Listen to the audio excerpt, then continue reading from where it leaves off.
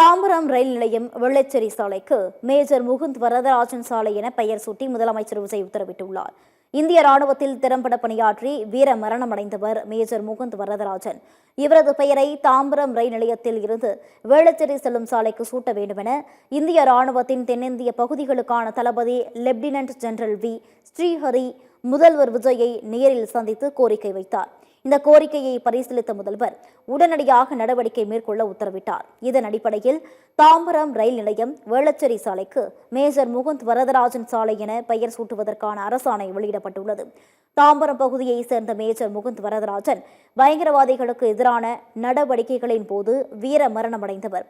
இவரது மரணத்திற்கு பிறகு இந்திய அரசின் அமைதிக்கால உயரிய விருதான அசோக் சக்ரா விருது வழங்கப்பட்டது குறிப்பிடத்தக்கது. இதற்கிடையே தாம்பரம் அருகே சந்தோஷபுரத்தில் வசித்து வரும் முகுந்த் வரதராஜன் பெற்றோர்களை மனிதவள மேம்பாடு மற்றும் முன்னாள் படை வீரர்கள் நலன்துறை அமைச்சர் தாம்பரம் சரத்குமார் நேரில் சந்தித்து மகிழ்ச்சியை பகிர்ந்து கொண்டார்.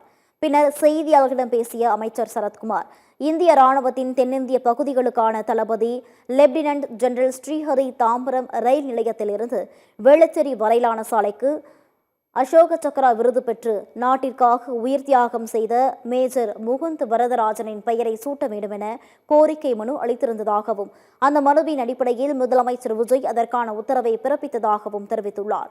அதன்படி தாம்பரம் ரயில் நிலையம் வேளச்சேரி சாலைக்கு மேஜர் முகுந்த் வரதராஜன் சாலை என மாற்றப்பட்டுள்ளதாக அமைச்சர் ராஜ்குமார் தெரிவித்தார். ஜோசப் விஜய் அவர்கள் கிட்ட ஜெனரல் ஒரு மனுவை கொடுத்தாரு.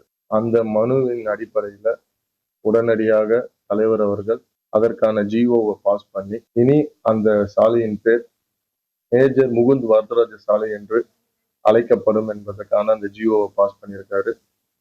அந்த பெருமையான சந்தோஷமான தருணத்துல நாங்க இன்னைக்கு மேஜர் முகுந்த் வரதராஜன் அவர்களின் வீட்டுக்கு அப்பா வரதராஜன் அவர்களையும் அம்மாவையும் சந்திச்சு இந்நேரத்துல எங்களோட சந்தோஷத்தை வெளிப்படுத்தும் விதமாக அவங்களிடம் ஆசீர்வாதத்தை வாங்கிட்டு அவங்க கிட்ட சந்தோஷத்தோட கொஞ்சம் பேசிட்டு போலான்றதுக்காக வந்திருக்கோம்.